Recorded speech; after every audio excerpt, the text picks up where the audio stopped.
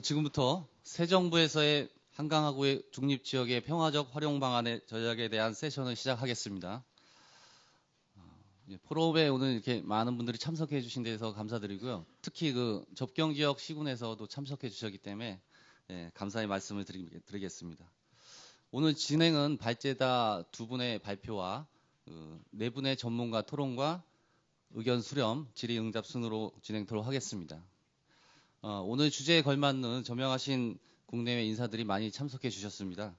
그럼 잠깐 참여 연사를 소개해 드리도록 하겠습니다.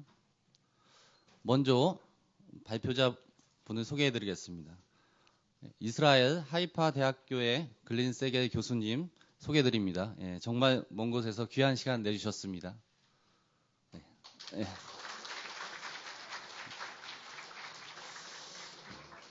다음은 한국국방연구원 서주석 책임연구위원님 자리하셨습니다. 다음은 토론자로 평화재단 고경빈 이사님 참석하셨습니다. 한겨레 신문 박경만 선임 기자님 참석하셨습니다. 국립생물자원관 김진한 동물과장님 참석하셨습니다. 한국해양수산개발원 해양정책연구실 남정호 연구위원님 참석하셨습니다. 마지막으로 금요 세션의 좌장이신 김포식 유영록 시장님 함께하셨습니다.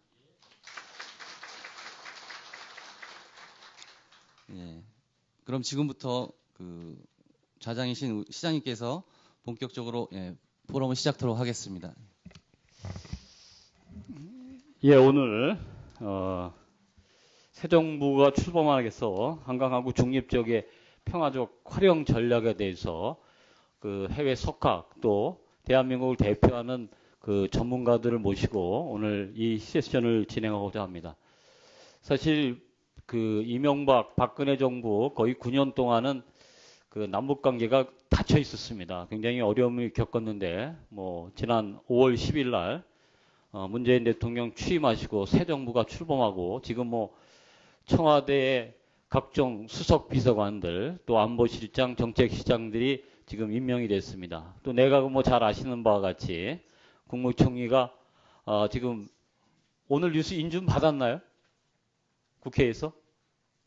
모릅니까? 아직 진행 중입니까?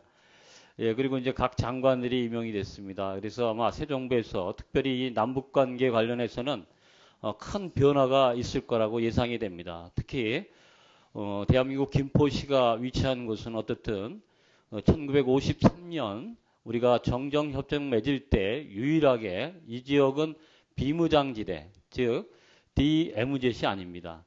또 여기는 어떻든 남북이 합의만 하면 언제든지 자유롭게 민간 선박이 왕래할 수 있는 유일한 중립지대로 지정이 되어 있습니다. 사실 우리 시에서도 광복 70주년 맞아서 2016년에 통일부 또 국방부 또 유엔사령부 군사정전위원회 협의를 거쳐서 이 한강 유역 일대 우리는 조강이라고 합니다. 할아버지 조자를 써서 이 일대에 대한 생태조사 및 그 한강 물길 조사를 추진해 왔습니다. 그렇지만 잘 아시다시피 2016년 1월 6일 날 북한에서 핵실험을 하는 그런 위기상황이 돌발 변수가 나와서 그 이후에 진행이 안 되고 있습니다.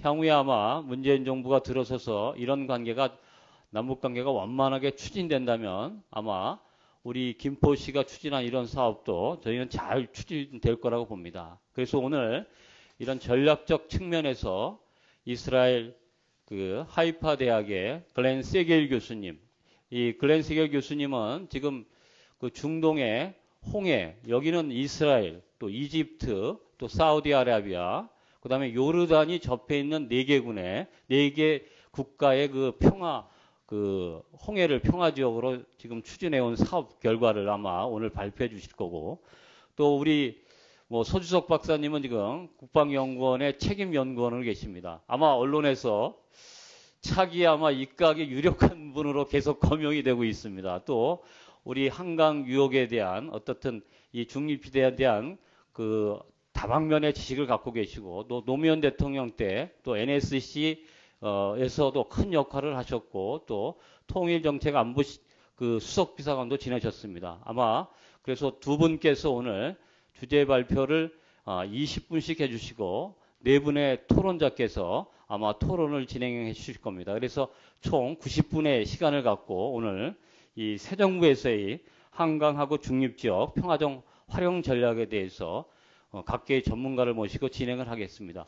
우선 그 글렌 세겔 교수님께서 20분간 주제 발표를 해주시고요. 그 다음에 우리 서주석 박사님께서 또 20분간 주제 발표를 하시겠습니다. 그래서 저희는 그 발표자를 제외하고는 플로어에서 앉아서 발표를 드시고 다시 토론 때 이 자리로 오는 걸로 하겠습니다.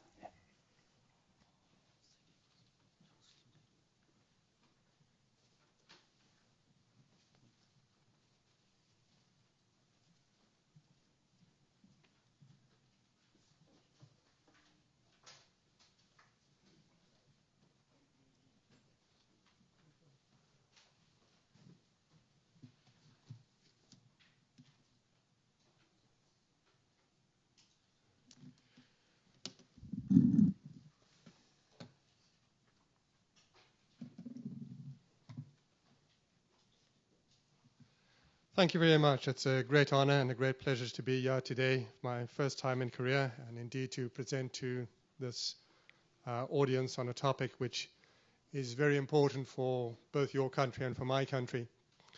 The one thing which we have learnt in processes around the world, that peace is possible, and especially in the contemporary times. If we can imagine that Israel, which has had 4 wars in a period 1948 to 1973, was able to establish peace with 2 of its neighbors, and not only establish peace, but also to have a process of environmental and ecological construction. Why does this work?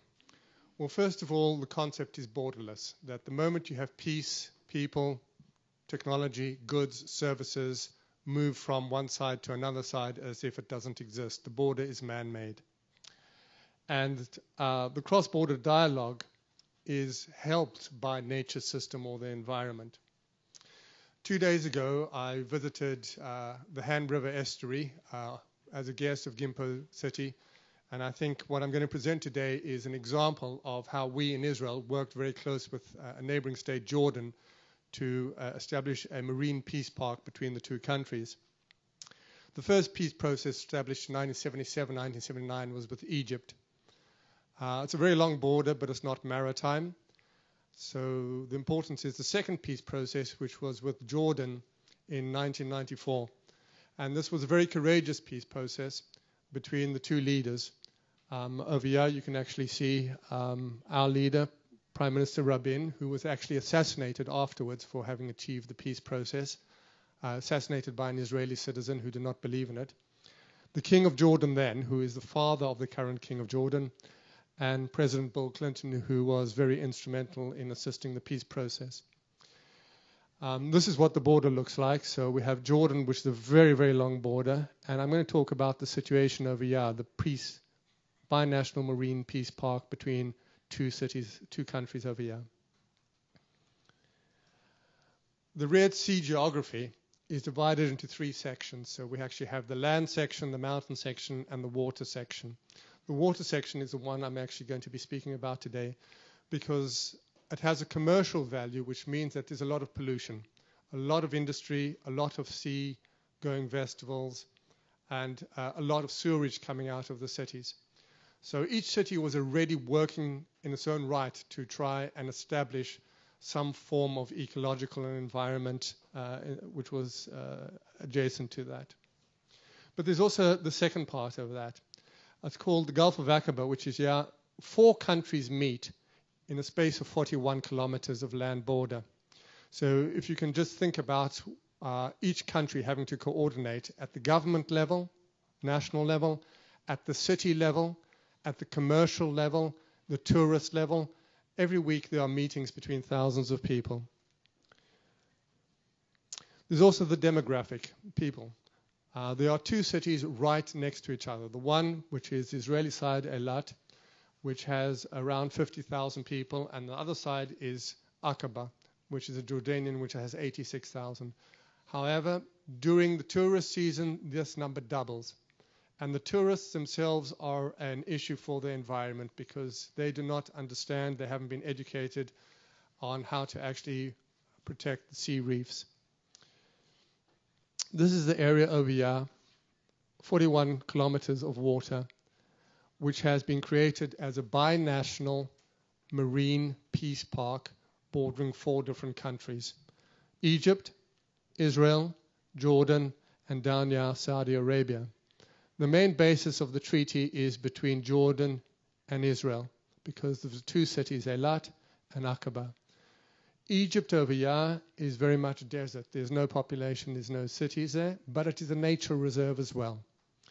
Saudi Arabia down here is also very sparsely density, population-wise. So the main area which we focused on, the binational marine peace park, is over here. Saudi Arabia does not have a treaty with Israel. So the negotiations are behind the scenes on a very low level. But the peace treaty of 1994 between Israel and Jordan enabled the creation of the binational. Now, the distance between the 2 sides of here is only 4 kilometers.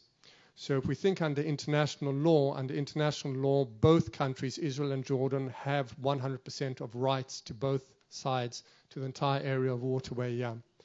And as part of the peace treaty, it was agreed that because both have rights, both have responsibilities. It is like a neutral territory. And I think learning from this is very good because also in the Han River estuary, you have a neutral territory. So if you learn how the peace process, how we did it, you can understand that we created here a nature reserve and not an industrial area to protect the border.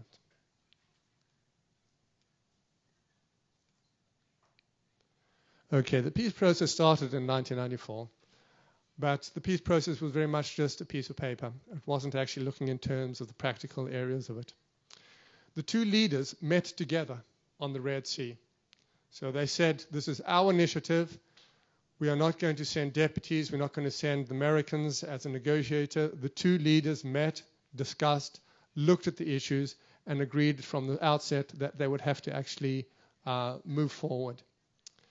Not every trans-border area in the world has a peace process like this. The very first one was 1914, so we're talking about 103 years of experience around the world, and this was between Norway and Sweden. The second one, which was established, was between Canada and the United States in Montana. So if we look at these 4 countries, they were not at war with each other. So the Israel-Jordan situation is different, and North Korea, South Korea situation is different because it is a war situation, which makes it easier and harder.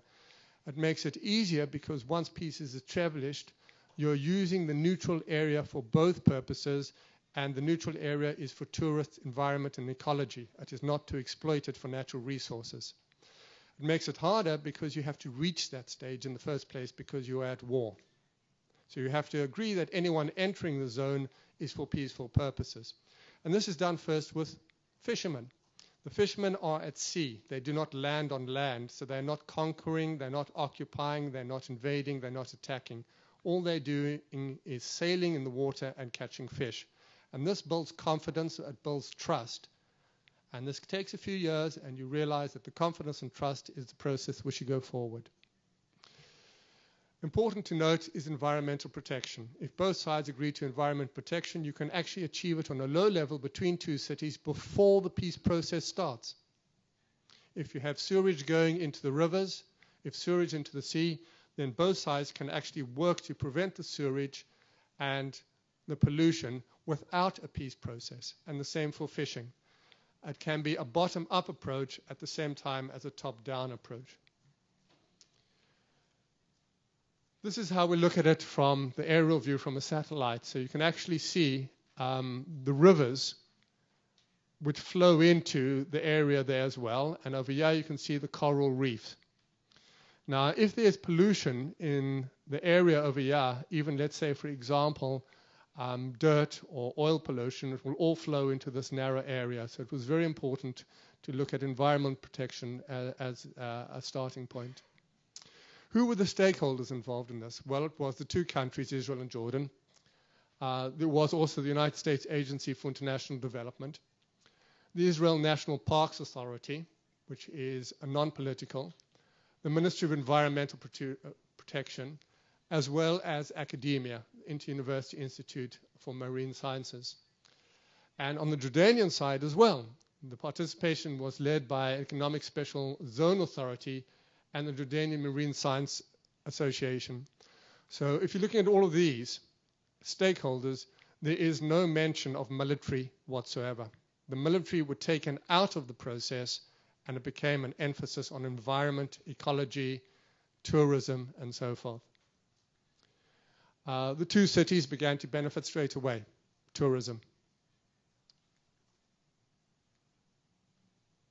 And here you can actually see the photographs. This is from the Jordanian side looking at Israel. This is how close it are. There is the border between the two cities. They are right next to each other. And this is the other side. So here's the border there. This is the Israeli side looking at the Jordanian side. And there's the border in the sea as well.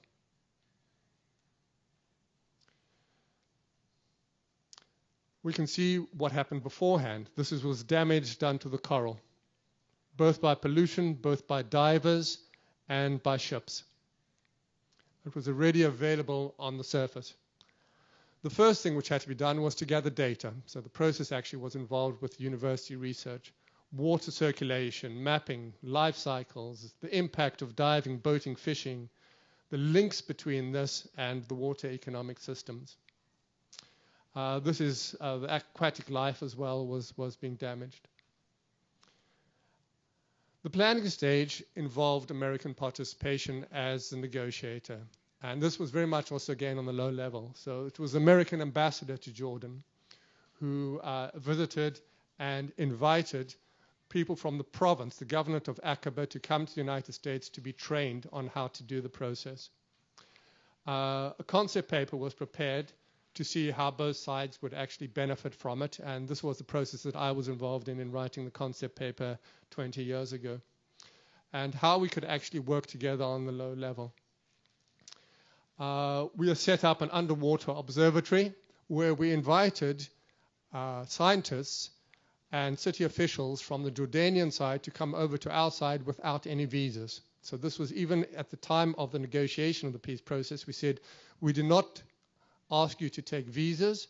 We invite you as a measure of confidence to come visit and see our side and how we are creating a nature reserve.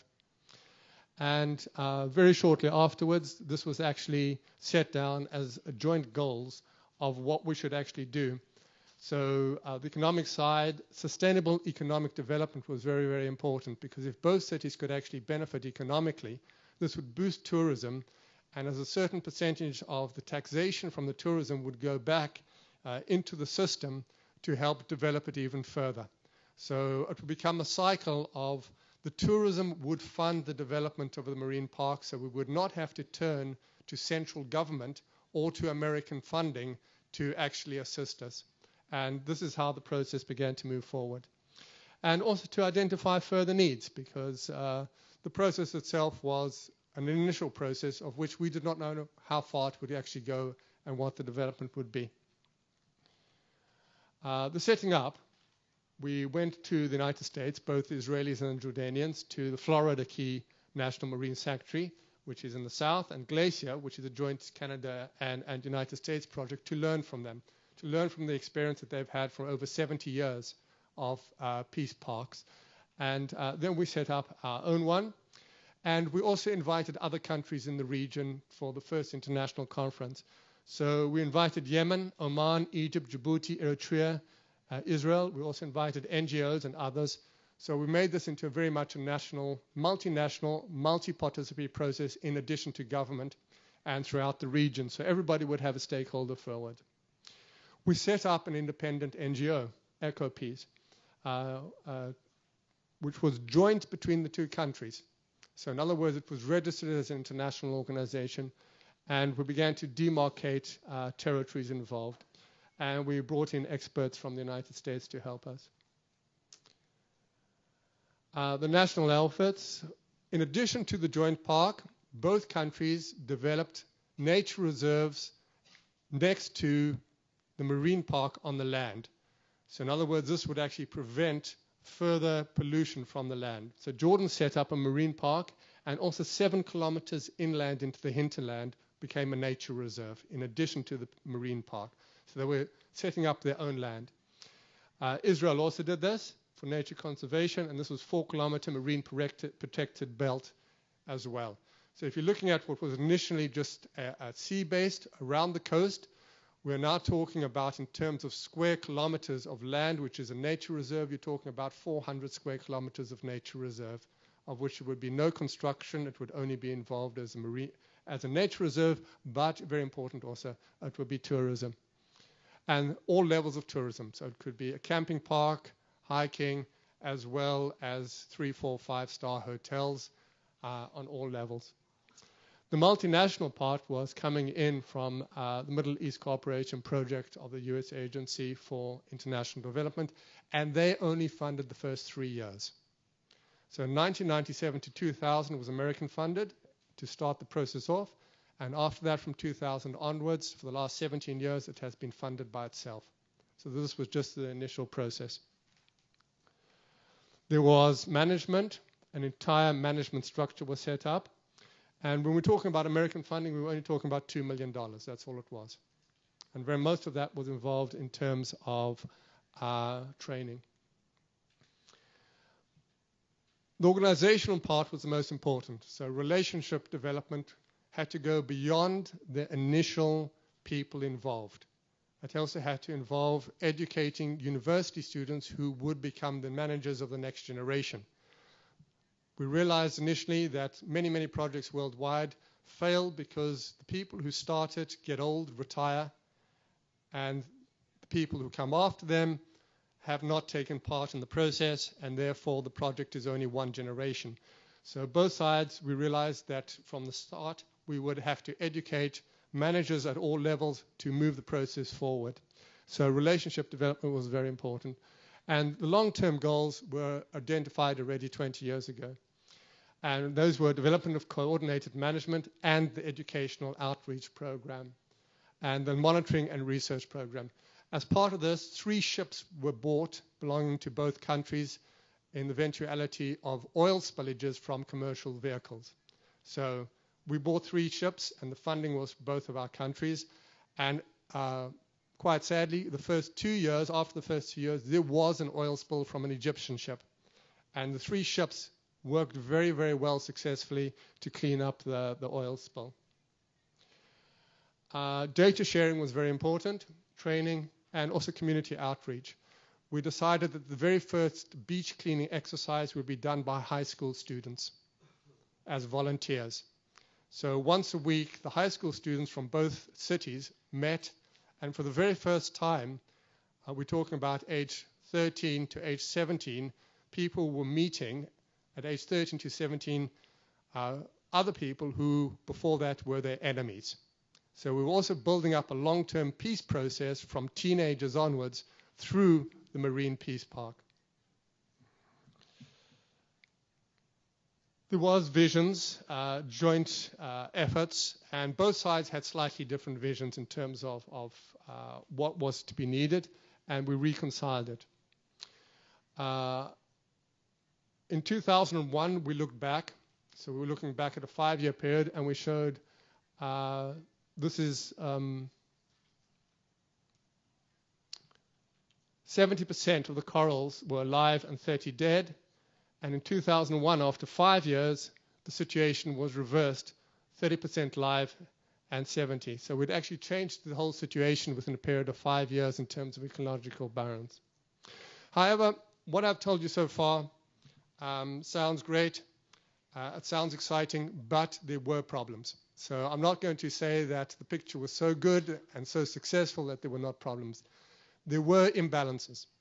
Part of the imbalance was actually related to who on each side was participating. So, for example, on the Jordanian side, they lacked high-level government support. It's a monarchy, it's not a democracy. It has a more bureaucratic structure. So this created an imbalance on that level. At the same time, there was a different imbalance on the local level. So Israel was better on the higher level, worse on the local level, and the opposite on the Jordanian side. And this created an imbalance in terms of the four working parties which had to be resolved. And this took a lot of time. This took almost 7 years to resolve the imbalance in terms of getting officials trained up. This was the local governance issue. The next steps actually is to move onwards beyond that. So in other words, both countries in the top level of government set up an entire organizational structure to move on behind that. And a memorandum of understanding was signed in order to move on to the next steps.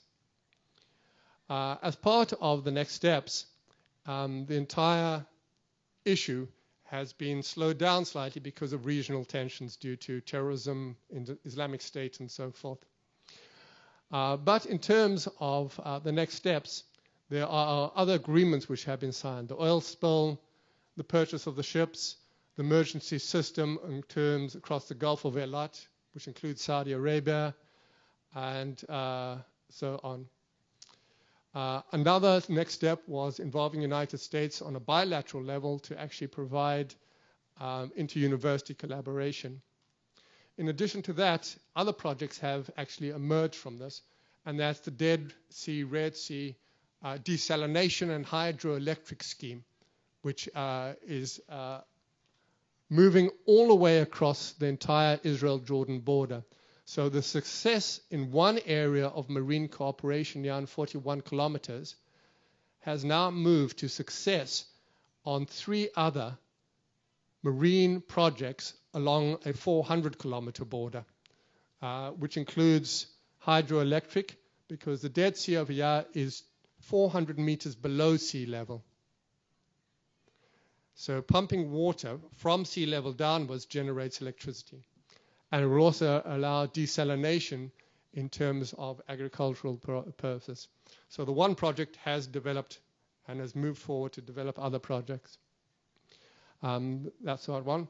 And this is an agricultural area here, where you can see the West Bank, which is Palestinian territories, which may one day become an independent Palestinian state. We are working together with Israel and Jordan to create institutions within the Palestinian Authority to bring them into this process as the third state involved in it. So this is part of the peace process, which involves the third entity, which is the Palestinians, even if they're not a state, and even if they cannot sign treaties internationally, they will still and are still already being part of the environmental projects, desalination projects, and hydroelectric projects. Over here you can see in the north the irrigation schemes, which is also developing the Sea of Galilee, and that's the third project which is involved.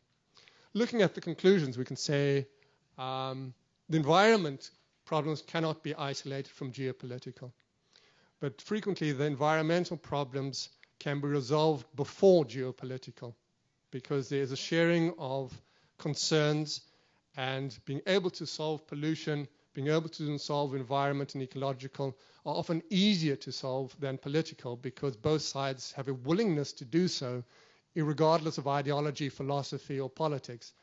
Both sides can actually do it independently, and the moment they are doing it independently, they can move forward. And obviously we have a summary of all the findings. Environment, cooperation, on the ground, behind the scenes, dual track, track 2 diplomacy, and so forth. And one of my favorite things, obviously, is now that the Dead Sea, the Red Sea are clean, is for me to go swimming over there where I enjoy my own scuba diving. Thank you very much.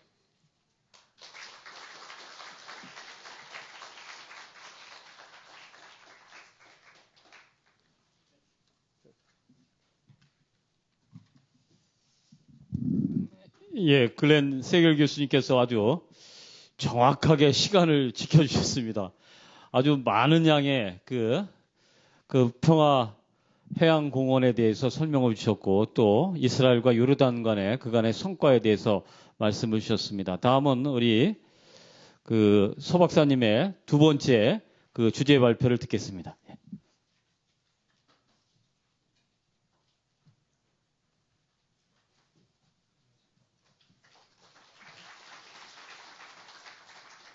예, 반갑습니다. 제주평화 포럼에 제가 2013년에 오고 지금 두 번째 오는데 그때는 토론이었고 오늘은 이제 발표를 하게 됐습니다. 서해 그 입구의 한강 하구 중립 지역에 대한 그 발표를 하게 됐는데요. 사실은 저는 그 평화 체제 문제, 평화 협정 문제 이런 쪽에 관심이 많고요. 그 관련해서 서해 평화의 확보 방안으로 NLL 연구를 좀 했었습니다. 그 연장선상이라고 볼 수 있습니다만 어쨌든 한강하고 관련된 부분에서는 과거 2005년, 6년 그 정부에 있을 때 한강하고 공동이용에 관한 그 준비 작업에 조금 참여한 적이 있고요.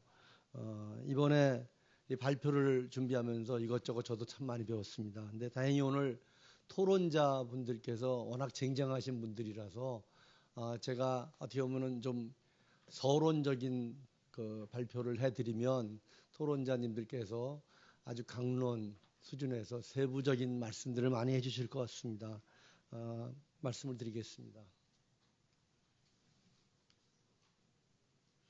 제가 말씀드릴 내용은 한강하구가 아까 그 유 시장님께서도 말씀하신 것처럼 중립지역으로 되어 있습니다. 그 중립지역의 개념, 그것이 근데 실제로 어떻게 그동안 관리되어 왔는가, 그리고 이런 것들을 공동 이용하려는 방안들이 2000년대 중반에 있어 왔는데 그런 방안들에 대한 소개와 2007년에 있었던 남북한 간의 서해 평화협력 특별지대 합의에 관한 설명을 드리고요.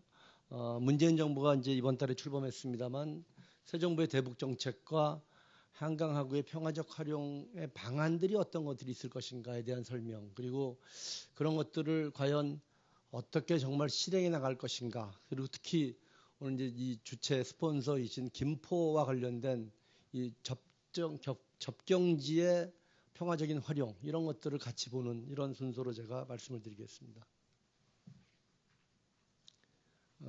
한강하구는 중립지역입니다. 아까 말씀드린 대로. 그건 정전협정상에 나와 있는데요. 여기 써 있는 것처럼 한강하구는 한강하구는 기본적으로 임진강과 한강이 만나는 지역으로부터 내려와서 김포반도 북단을 지나고, 근데 나중에 지도를 보여드리겠습니다.만 그 뒤에 강화도, 교동도를 거쳐서 부름도 말도까지 이르는 67km의 그 수로입니다. 그 긴 수로 이 지역을 한강하구의 수역으로 한쪽 강안이 일방의 통제하에 있고 다른 한쪽 강안이 다른 일방의 통제하에 있는 곳은 쌍방의 민간 선박의 항해에 이를 개방한다. 이렇게 되어 있습니다. 저 정전협정 자체예요.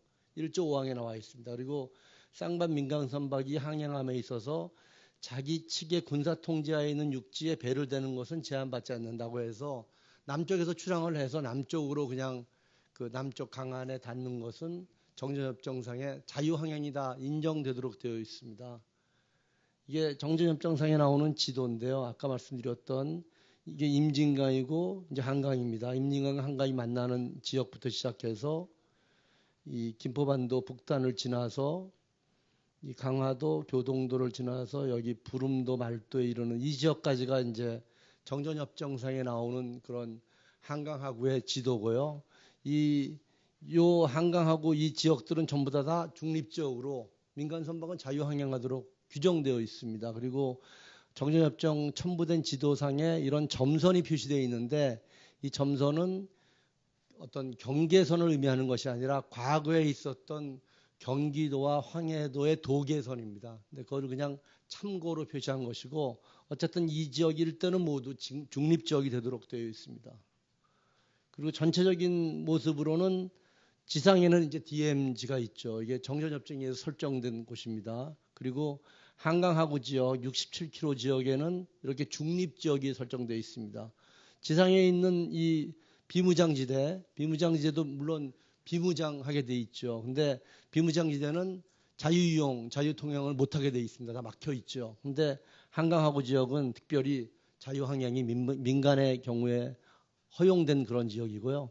NLL은 따로 아시는 것처럼 정전협정이 체결된 뒤에 1953년 8월 말에 유엔군 사령관이 설정한 그런 북방 한계선입니다. 근데 이렇게 원래 정전협정상에 53년 7월 달에 중립지역으로 이렇게 지정된, 규정된 이곳이 나중에 이제 변화하게 됩니다. 바로 이 직후에 있었던 군사정전위원회, 판문점에서의 군사정전위원회에서 만든 한강 하구에서의 민용선박 항해에 관한 규칙 및 관계사항이라는 그런 그 하부 규정에 따라서 이게 변화하게 되는 겁니다. 이 규칙을 따르면은 보시는 것처럼 뭐 비무장화한다.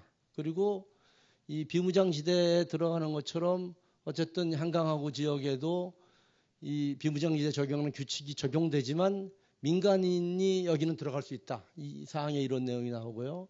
또 비무장지대처럼 이 수역 내에는 민정경찰이라 그러죠. 어쨌든 민사행정경찰이 군인이 이제 그런 민정경찰 걸 달고 다니는데 어쨌든 민정경찰이 들어갈 수 있고 이런 것들이 무기는 권총과 소총에 한해서 이 지역에 통제를 하도록 되어 있고요. 뭐 또 이런 지역에는 여기 비무장지대 중립지역이기 때문에 특별한 허가 없이는 모든 군용 선박과 군사 인원 및 무기, 탄약을 실은 민간 선박, 중립국 선박 모두 여기 들어가지 못하도록 되어 있습니다. 민간 선박만 자유 통항이 가능하도록 이렇게 되어 있는 것이죠. 여기까지는 다 이제 아까 말씀드렸던 정전협정상의 규정을 거의 그대로 따른 것이라고 할 수 있는데 구항 10항에 추가적인 조항이 있습니다. 쌍방은 자기 측의 선박 등록에 적용할 규칙을 제정한다. 이렇게 이제 구항이 돼 있어요. 그래서 그 안에 들어가는 민간 선박들이 자유롭게 항행할 수 있는데 자유롭게 항행할 수 있는 선박들을 사전에 등록하도록 했습니다. 그리고 그렇게 등록된 선박들은 등록증을 휴대하고 이 군정위 및 공동감시 초소의 인원과 민정경찰의 조사와 수색 문의에 복종한다. 이렇게 되어 있습니다. 바로 이 구항 10항에 따라서 등록을 하도록 되어 있었는데 어쨌든 군정위에서 등록을 받지 않는 바람에 사실은 민간 선박들이 자유항행을 못하는 상황이 된 거죠. 53년 10월 이후의 상황입니다. 죄송합니다. 지금 말씀드린 것처럼 어쨌든 한강 하구는 정전협정상에 이 지상에서의 비무장지대와 다르게 여기는 군사분계선이 없고 중간에 모든 지역이 다 중립지역으로 되어 있습니다. 그리고 유엔군 측과 공산 측의 군사정전위원회가 공동 관리하는 그런 지역으로 되어 있습니다. 이렇게 독특한 어떤 이 법적 성격을 갖게 된 이유는 당시 휴전협상에서 이제 연유가 된 건데요. 휴전협상 당시에 유엔은 이 한강 하구를 경계선으로 하기를 희망했습니다. 사실은 유엔의 그러니까 미군과 유엔의 군사적 능력은 북진할 능력이 있었음에도 불구하고 그 지역이 자연적인 방어선으로 가장 적합하다고 생각을 했어요. 당시에 이승만 정부는 아시는 것처럼 북진을 주장했죠. 그러니까 북진을 주장하는 이승만 정부의 입장을 살려서 유엔 측에서는 한강 하구까지만 경계선으로 하되 그 이북의 지역도 민간의 자유로운 이용이 가능하다라는 것을 이제 어떻게 보면 부가로 달아서 이곳을 이제 이런 합의가 이루어지게 된 것이죠. 그래서 북진을 요구하는 한국의 입장을 고려해서 이렇게 된 것인데 그렇게 만들어졌던 정전협정에서의 합의가 그 뒤에 하부 규칙에 의해서 이렇게 통제되는 이런 상황으로 간 겁니다. 원래는 사실은 한강하구는 아까 말씀드린 것처럼 개방된 수로고 국제적인 그런 수로의 의미를 갖는 것이었는데 이렇게 오히려 통제되는 수로와 같은 형태가 됐던 것이죠. 작년 6월 달에 중국 선박들이 여기에 와서 강화도 서쪽, 교동도 서쪽 지역에 이것도 이제 민사행정경찰이라서 이제 민정경찰을 단 이런 우리 민정경찰이 가서 중국 선박을 단속한 일이 있었는데 이것도 이제 아까 말씀드렸던 그런 규칙에 따른 행동이었는데 이처럼 군사적으로는 오히려 이렇게 활용을 하고 민간의 활용은 계속해서 제한한 그런 상황이 진행된 것은 좀 어떻게 보면은 역사적으로 당초의 뜻과 다르게 진행된 것이라고 볼 수 있는 것이죠. 한강하구는 휴전 이후에 아까 말씀드린 것처럼 정전협정상에는 어쨌든 그 중립지역으로 되고 자유항행이 가능하도록 됐습니다만 계속해서 통제되는 상황이 되게 됩니다. 휴전 이후에 한강하구는 처음에는 미 해병 1사단이 관할을 하고 있었고요. 지금은 한국군 제2해병사단과 제1보병 사단이 이제 통제하고 있습니다. 한강항구 지역들을. 근데 그 미군이 관할할 때는 이 지역은 당시 이승만 정부에서 이른바 북진론 이런 것들 때문에라도 더더욱이 이 지역에 대한 접근 자체가 한국군의 접근 자체도 통제됐고 민간 선박도 철저하게 항행이 제한되는 상황에 이르게 됩니다. 휴전을 전후해서 한국 정부가 아까 말씀드린 것처럼 북진을 계속해서 요구하고 있었고요. 그리고 한강 하구라는 것이 갖는 수도권에 인접한 그런 지역으로서의 군사적인 중요성, 또 이 정전 상황입니다만 양쪽의 간첩 침투 이런 것들에 대한 경계 필요성 이런 것들이 한강 하구의 군사적 통제에 작용됐다고 생각을 하고요. 이승만 정부는 그 뒤로도 여러 차례 이제 북진론을 주장을 했고 55년 8월에도 개성, 뭐 옹진반도, 한강 북쪽 이런 쪽에서 공산주의자들은 모두 물러나라. 뭐 이런 요구를 하면서 이것을 수복하기 위한 군사적 조치도 논의됐다는 기록들이 있습니다. 그러니까 이 같은 최초의 정전협정상의 규정 이후의 규칙 제정 그리고 그 뒤에 이승만 정부의 북진과 관련된 일련의 주장들 그리고 여러 가지 군사적인 필요성 이런 것들이 복합적으로 작용해서 이 지역이 군사적으로 고도로 통제되는 지역이 된 것이죠. 그 뒤에 이제 아까 말씀드린 대로 한강하구 남쪽은 주한미군이 줄면서 한국군이 통제하고 있습니다만 여전히 민간 선박의 출입과 평화적 활용이 제한되는 상태로 됐고요. 1960년대 말 70년대 초에 비무장지대에 일제히 방책선이 만들어지게 됩니다. 그 전까지는 다 철조망이었다가 지금과 같은 상당히 그 튼튼한 방책선이라는 것을 바뀌게 되는데 바로 그 시기에 이 지역에도 방책선이 설치되면서 민간인의 접근을 철저히 통제하는 그런 상황으로 바뀌게 된 것이죠. 이 김포 지역에 있는 방책선입니다. 이렇게 관리가 군사적으로 엄격하게 통제되는 관리 형태가 되는 가운데 이 지역에서 계속해서 군사적인 충돌 이런 것들도 이제 벌어지게 됩니다.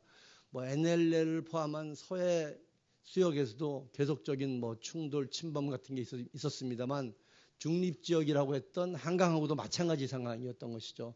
54년부터 휴전 직후죠. 휴전 직후부터 이 지역에 순찰 중인 경비선의 총격이 있었고 60년대 초에도 경비선의 총격이 있었는데 기관총으로 쐈다. 그러니까 여기 권총과 소총만 휴대하도록 되어 있는데 기관총으로 쐈다는 건 이제 그보다 센 거로 이제 공격을 하게 된 것이죠.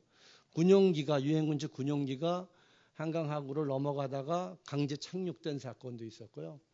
60년대 중반에는 사실은 이 한강 하구뿐 아니라 연평도 일대, 서해 일대 남북한 간의 긴장이 엄청나게 고조됐었습니다. 비무장지대에서도 군사적인 충돌이 많이 있었고요. 뭐 68년도에 1.12 사태 등등에 이르는 상황까지 계속해서 군사적인 그런 긴장이 아주 고조됐던 시기인데 바로 이 시기에 우도 동쪽에 있는 말도 주민들이 그 근처의 무인도에서 조업되다가 북한군에게 피랍된 109명이 피랍된 이런 사건도 있었습니다. 그리고 69년도에 헬기의 뭐 피격 사건 뭐 등등 계속해서 지속적인 그런 군사 충돌들이 있었고요. 80년도에 아마 김포 분들은 많이 기억하실 건데 80년도에 한강하구 남방 13km 김포 지역에 수중 침투 중인 북한 간첩이 뭐 사살됐다 뭐 이런 보도들 당시에 그래서 뭐 전시되고 뭐 이런 일들도 당시에 있었습니다. 어쨌든 간에 이런 식의 군사적인 충돌과 침투 이런 것들이 진행되면서 유엔군 측은 계속해서 이 지역을 통제하게 됐고요. 북쪽은 사실은 이 지역 북쪽에 북한 측에 무슨 뭐랄까요 항행의 필요성 이런 것들이 별로 없었던 상황이었던 것 같습니다. 그러니까 북측은 실제 항해에 대한 요구들이 전혀 없었고 그러다 보니까 양쪽의 민간 선박의 자유 항행이 계속해서 통제된 상황이 된 것이죠. 그러다가 이제 90년대에 들어와서 조금씩 상황이 바뀌게 됩니다. 90년도에 이 한강 지역에 아주 커다란 홍수가 일어나게 됩니다. 풍납동하고 일산 지역에 큰 홍수가 이제 일게 되고요. 그때 이 한강 하구 지역에도 홍수가 일어나서 지금 우리가 알고 있는 자유로가 그 일대가 모두 도로가 유실되는 상황이 되게 됩니다.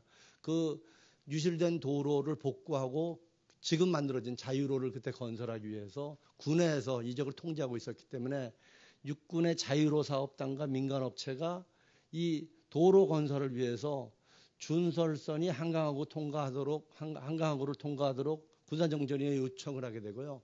군의 요청이었기 때문에 특별히 그렇게 됐었습니다만 북측의 동의로 이게 통과되는 일이 있게 됩니다.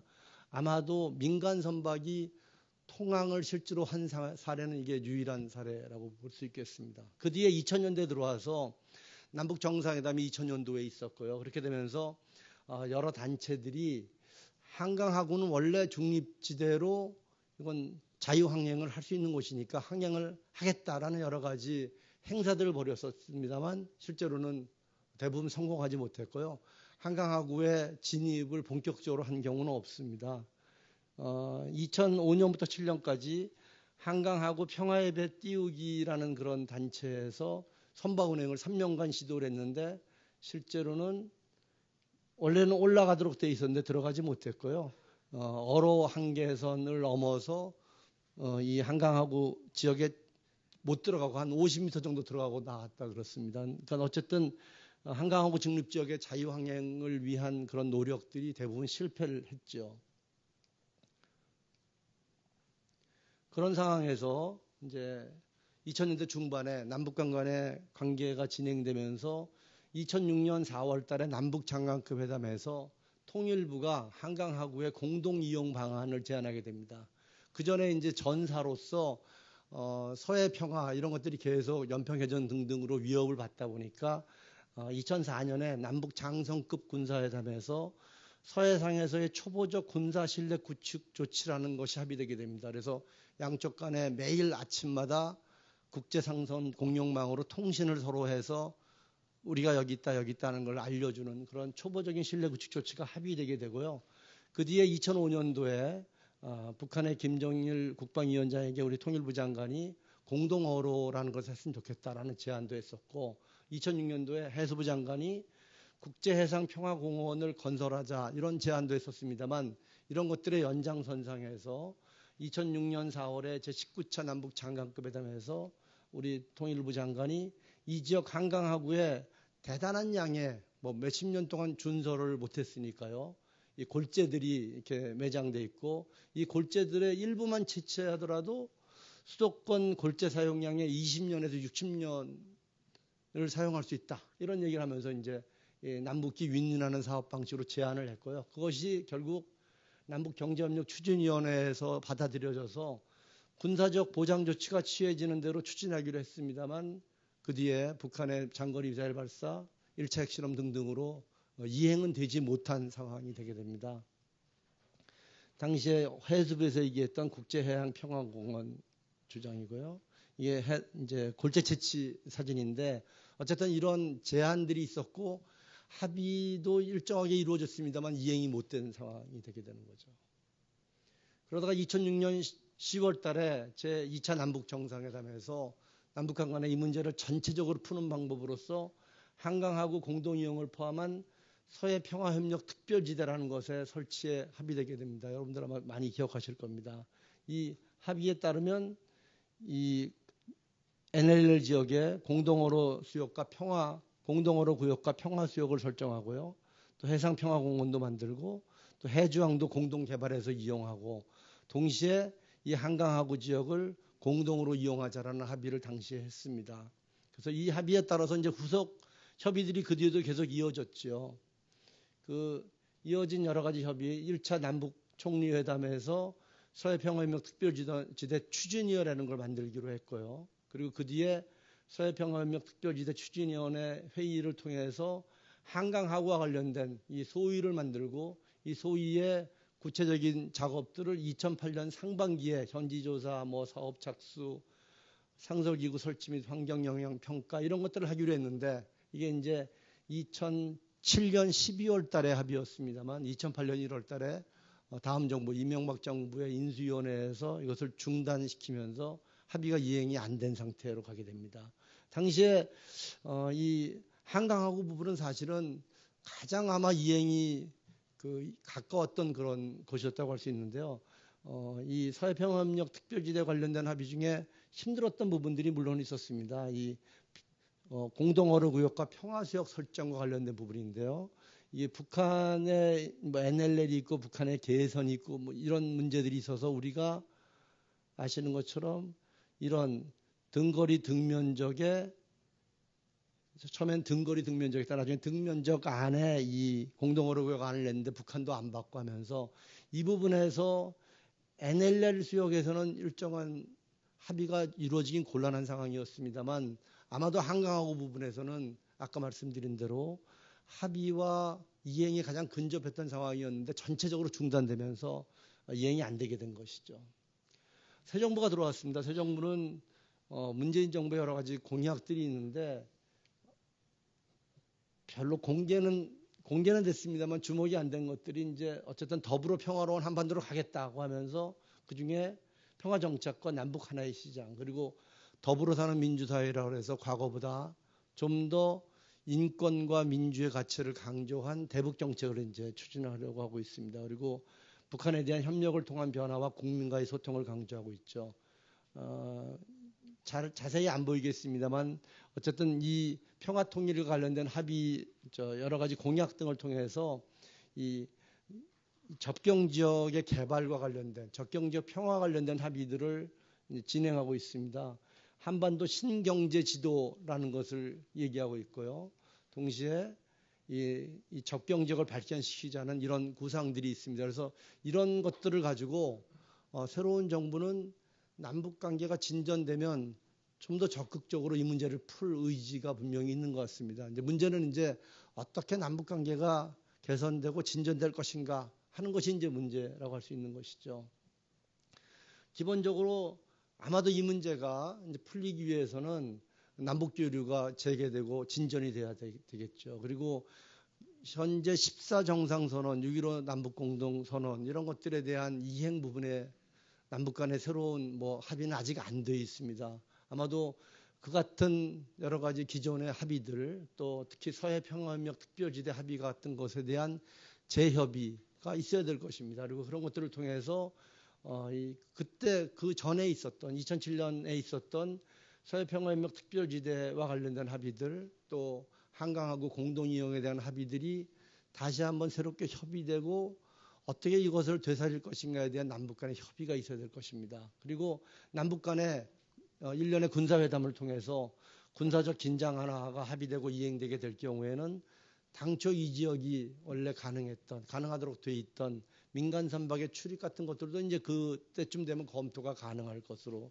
생각됩니다. 그리고 이렇게 한강하구를 공동 이용하고 활용하게 될 경우에는 과거에 2007년에도 합의가 있었습니다만 환경 영향 평가를 통해서 지속 가능한 그런 이용, 발전이라는 것이 이제 기본 원칙으로 되어 있습니다. 그런 노력들이 필요할 것이라고 봅니다. 그리고 서해 평화 정착 또 남북 경협 재개와 병행해서 보다 본격적으로 이 문제를 발전시키기 위한 교류와 협력을 더 진전시키기 위한 노력으로 인프라를 건설하고 해상평화공원, 해운과 수분의 활성화, 준설 같은 한강하구의 공동개발 이런 것들이 이제 쭉 있을 수 있는데 아마도 이런 것들은 1차적인 합의들 한강하구의 공동 이용에 대한 합의가 이행되고 아까 말씀드린 민간 선박의 출입과 같은 이런 조치들이 일정하게 이행되는 상황이 된다면 후속 조치로서 아마도 가능할 수 있을 거라고 생각합니다.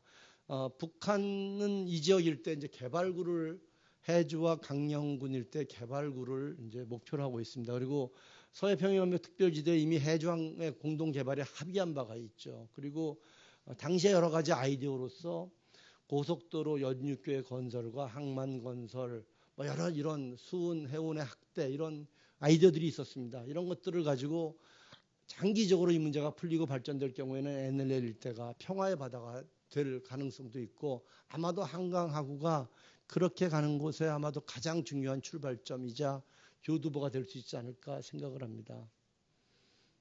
넘어가고요. 근데 어쨌든 이런 문제들을 풀려면은 비핵화 문제 이런 것들이 같이 가야 되죠. 비핵화가 단계적으로 해결돼야 되고 평화체제 또 적대관계 정상화 9.19 공동성명에도 나왔습니다만 북미와 북일 적대관계 정상화 또 동북아 다자안보 또 북한 체제의 변화 남북관계 개선 이런 것들이 아마도 동시병행적이고 포괄적으로 진행될 때 이 지역에서의 본격적 협력을 위한 조건들이 만들어질 될 것입니다. 그리고 그런 것들이 돼야지 이 남북교류와 접경지 활용도 가능할 거라고 봅니다. 현재 북핵 위기 상황에서 당장 되긴 힘들고요. 일단은 어쨌든 새 정부와 이제 미국, 중국 등 국제협의, 남북 접촉 등을 통해서 비핵화와 관련된 일련의 협의들이 이제 개시되어야 될 것입니다. 그리고 그렇게 돼서 육자회담 등 국제적인 북핵 회담이 재개되게 되면 이런 것과 더불어서 남북 간의 당국 간 대화, 또 군사 회담 이런 것들을 통해서 남북 관계 개선과 교류 협력의 여건을 확보하는 노력이 병행되어야 될 것입니다. 그리고 남북 관계 정상화를 목표로 과거에 상당히 촘촘한 각 분야별 대화 채널들이 있었는데 각급의 대화 채널 복원과 함께 과거 남북 합의의 재검토 및 협의를 통해서 가능한 것부터 실천하고 필요시에 추가 협의 및 이행을 하는 이런 것들이 이제 큰 그림으로 될 것이고요. 그런 과정에서 아까 말씀드린 서해 평화와 관련된 한강하고의 공동 이용과 관련된 그런 합의들도 갈 것이라고 생각합니다. 현재는 분명히 과도기입니다. 그래서 한강하고의 평화적 이용을 포함한 종합적인 서해 평화의 확보 방안 또 공동 개발 방안 이런 것들을 제대로 만들어가는 노력이 필요하고요. 아마도 오늘 이런 회의들 이런 것들을 통해서 본격적으로 한강하고의 공동 이용, 평화적 활용 또 서해 평화의 확보와 관련된 그런 논의들이 이어지기를 기대합니다. 김포와 관련된 부분을 좀 시간이 지났습니다만 잠깐 말씀드리면 어쨌든 김포는 한강하고에서 가장 중요한 위치를 차지하고 있습니다.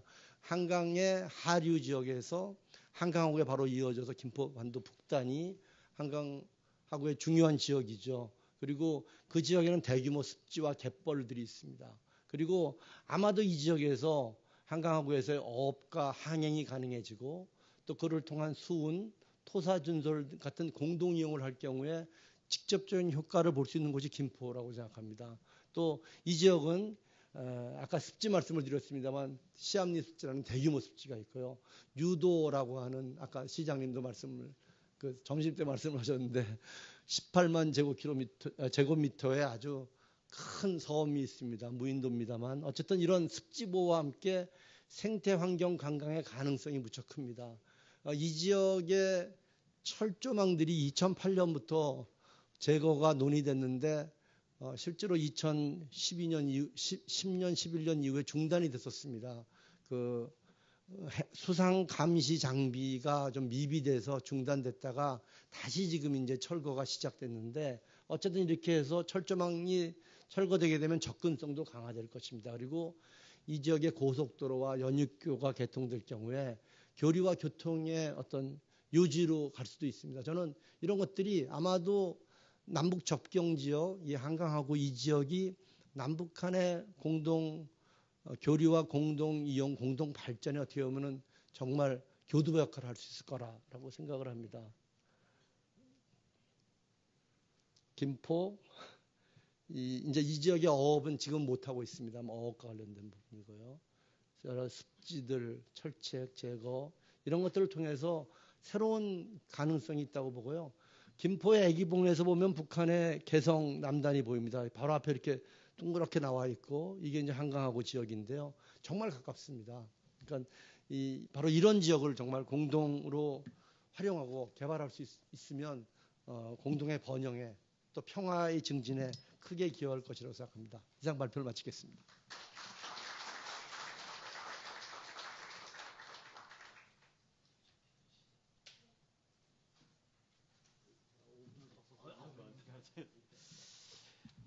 예, 소적 박사님께서 아주 또 그 현안에 대해서 또 본인께서 그 NSC나 또 청와대에서 하셨던 일들을 또 그 노무현 대통령 때 14 공동선언 관련해서도 아주 좋은 말씀이 있었습니다. 두 분의 이제 발제가 있었고요. 또 남은 시간에는 우리 네 분의 토론자를 모시고 토론을 진행하겠습니다. 우리 그 패널들은 앞으로 나와 주시기 바랍니다.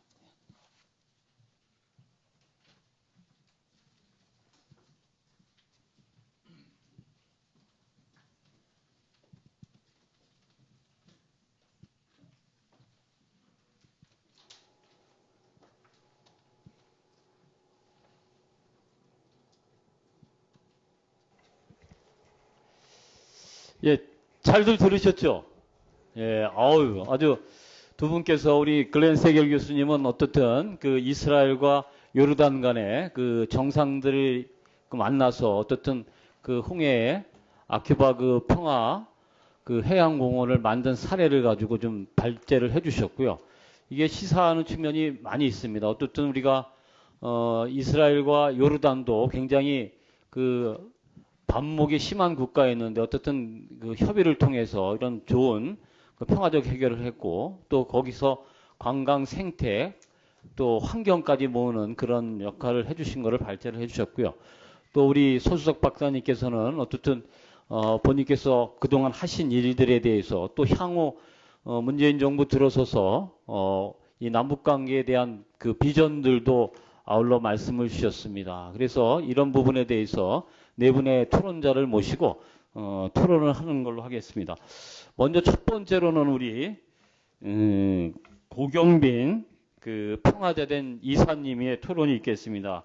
우리 고 박사님은 사실 통일부에서 1986년부터 2009년까지 그 근무하셨습니다. 그래서 또 통일부에 근무하시면서 2000년 남북 적십자회담, 또 2006년에 남북 경제협력 추진위원회, 또 2007년에 남북 장관급 회담, 또 최후로는 2007년에 14 공동선언의 기본이 되는 서해 평화협력지대 추진 공동위원회 남측 대표로서 참여를 하셨던 분입니다. 그래서 우리 고경빈 평화재단 이사님의 먼저 토론을 듣도록 하겠습니다.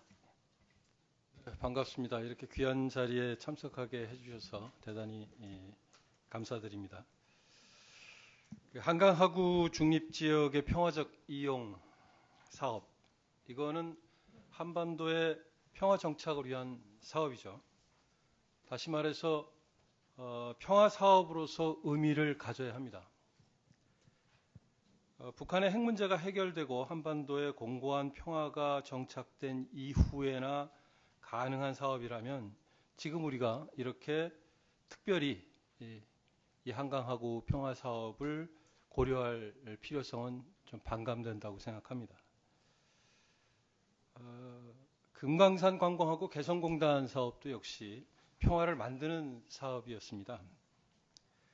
이 사업은 한반도의 평화가 정착됐기 때문에 시작한 사업이 아니죠. 평화를 만들어 나가는 노력의 일환으로 시작한 사업입니다. 그런데 2006년 북한이 이제 핵실험을 하고 한반도 평화가 크게 위협을 당하면서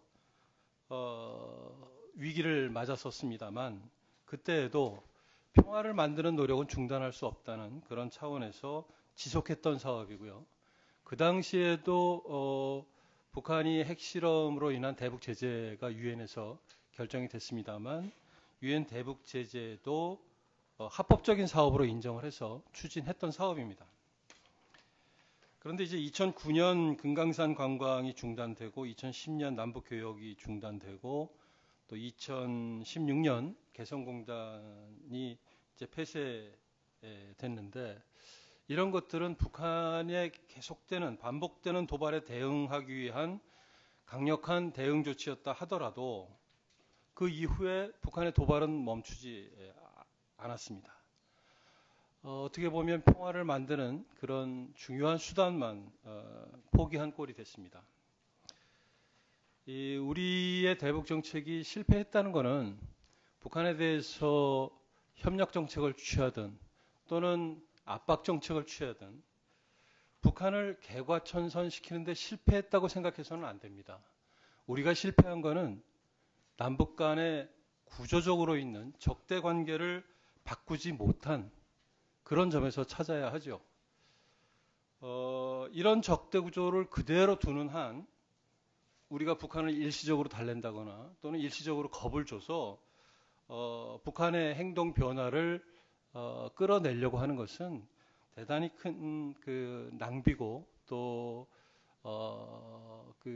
오히려 이런 악순환 고리를 반복함으로써 심한 후유증을 남기게 된다고 생각을 합니다. 근본적인 문제는 이제 북한과의 적대 관계를 바꾸는 문제인데 북한과의 적대 관계를 변화시키는 방법은 딱 두 가지가 있죠.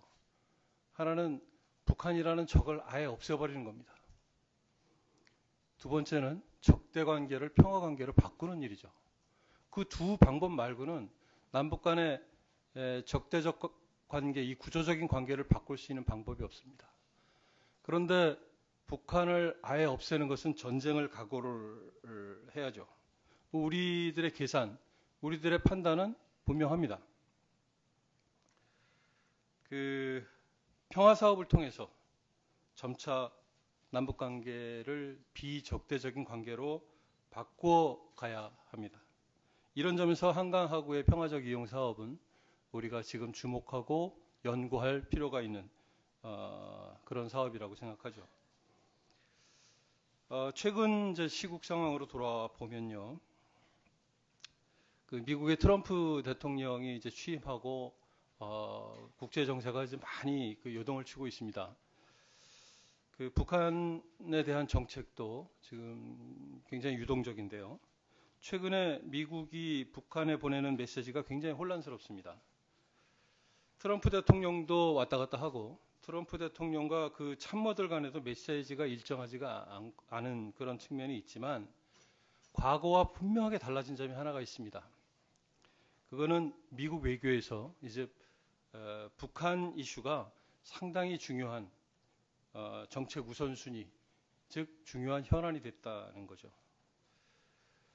트럼프 대통령이 취임하면서 기존의 미국이 북한에 대해서 갖고 있었던 소위 전략적 인내라는 그런 그 노선이 실패했다, 이렇게 천명을 했습니다. 그 전략적 인내라는 이름 아래 사실상 북한 이슈를 방치해 놓은 그런 그 환경에서 북한의 핵 능력은 계속 고도화되고 한반도의 위기는 출구를 찾지 못하고 있는 그런 상황이었죠. 근데 이제는 트럼프 대통령이 전략적 인내는 실패한 거다. 즉 이건 이제 앞으로 이런 노선은 취하지 않겠다고 하고 굉장히 중요한 이슈로 북한 문제를 끌어올렸기 때문에 어떻게 해서든지 처리해야 되는 상황에 몰렸습니다. 그 트럼프가 실패로 단정한 전략적 인내라는 것은 은연중에 그러니까 북한 문제를 그렇게 시급하게 처리 안 해도 충분히 관리가 가능하다 나중에 그런 그 배경에는 북한 붕괴론이 있었죠. 그러니까 북한은 계속 이제 그런 것들이 신경이 쓰였던 것입니다. 이게 실패했다고 엄명한 만큼 또 최근에 이제 트럼프 정부가 4대 대북 원칙이라는 것을 이제 얘기하면서 그 중에 하나 북한을 붕괴시킬 의사가 없다. 이게 이런 거를 포함시켰죠. 따라서 이런 상황이면 이제 한반도 상황은 크게 바뀔 수 있는 가능성이 있게 됐습니다. 다시 말해서 미국이 북한을 붕괴시키지 않겠다는 그런 의사를 천명하고 그 진정성이 받아들여진다면 북한이 비핵화 입장만 분명히 하면 한반도의 이런 그 구조적인 그 안보 문제는 출구를 찾을 수 있는 기회가 왔죠. 근데 문제는 그렇게 해서 북한이 비핵화를 하고 그 다음에 또 북한이 원하는 평화 문제에 관해서 미국과 북한 간의 대타협을 이룬다 하더라도 우리 입장에서 보면 한반도 평화가 바로 오는 게 아니라는 것입니다. 한반도 평화는 북한이 비핵화를 이룬다 하더라도 우리한테 남아있는 숙제예요. 북한이 갖고 있는 재래식 전력을 포함해서 군사적 긴장 완화와 남북 교류를 통한 그런 상호 신뢰 구축의 기반이 없다면 우리는 평화 체제에 들어갈 수가 없습니다. 북한이 핵을 포기한 것만으로 한반도 평화가 바로 오지 않는다는 것이죠. 우리에게. 그래서 북한의 비핵화와 한반도 평화 협정이 동시에 추진되려면 평화 사업을 통해서 남북 사이의 긴장 완화하고 신뢰 구축 그 기반이 좀 미리 조성이 되어 있어야 한다는 것입니다. 이런 평화 사업을 통한 여건이 조성되지 않으면 북한이 핵을 포기해도 한반도 평화는 불가능한 것이고, 북한의 핵 문제 해결을 위해서라도 평화 사업이 선행이 될 필요가 있는 것이고, 그 평화 사업의 중요한 내용이 이 한강하구의 평화적 이용 사업이 될 수 있겠습니다. 그 한반도 평화 사업과 관련해서 문제는 이제 개성공단과 같은 사업의 전철을 되풀이하지 않을 방안이 뭐가 있을까? 여러 가지 북핵 문제가 이제 풀어가는 그 과정에 앞으로도 우여곡절이 또 갈등 변수가 계속 남아 있을 텐데, 그럼에도 불구하고 평화 사업이 일단 착수돼서 지속될 수 있는 그런 그 추진력을 가지려면 어떤 것이 필요할까 하는 점이 계속 우리들이 고민해야 될 사안이라고 생각합니다. 어쨌든 한강하구 평화 사업 개성공단의 운명을 반복하지 않으면서 추진돼야 되겠다 하는 그런 생각입니다. 감사합니다. 예, 우리 고경빈 그 평화재단 이사님께서 아주 좋은 말씀해 주셨습니다. 이게 이제 북한의 비핵화 또 평화체제 문제가 구축이 돼도 이 평화 사업이 선행 추진되지 않으면 굉장히 어려움이 있을 거다. 그래서 이 김포 한강 하구에 그런 평화 사업 추진이 큰 의미를 담고 있다는 그런 말씀을 해주셨습니다. 다음 토론자로서는 우리 한겨레 신문의 수도권 선임 기자이신 우리 박경만 기자님께서 아마 토론 말씀을 해주실 겁니다. 우리 박 기자님은 뭐 한강 하류, 남북 공유와 전인이 한강 하류에 대해서 지속적으로 관심을 갖고 현장에서 아마 평화적 활용 방안 또 우리 생태, 환경, 거기에 관광과 관련해서 꾸준히 보도를 해오셨습니다. 두 번째 토론자로서 우리 박경만 기자님의 토론을 듣겠습니다. 네, 안녕하십니까. 반갑습니다. 저는 뭐 이렇게 여기 각 분야의 전문가들이 오셨는데 사실 저는 전문가는 아니고요. 이 지역에서 한강 하구 그 접경 지역에서 한 10년 가까이 이렇게 취재를 해온 기자입니다. 그래서 제 경험들 바탕으로 간단히 말씀드리겠습니다.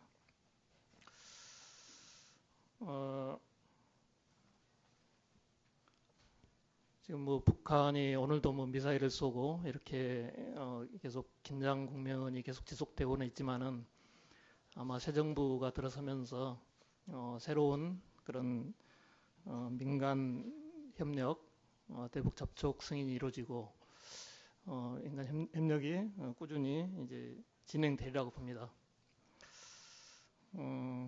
아까 방금 이제 그 서주석 박사님이 말씀하셨는데 쭉 그동안에 이제 그 경과 과정을 이야기를 해주셨는데요. 2006년에 이제 정상회담에서 합의된 서해 평화협력 특별지대 설치, 여기는 이제 한강하구 공동 이용이 포함된 것이죠. 이 논의가 이제 머지않아 다시 시작되지 않을까 이렇게 생각이 됩니다.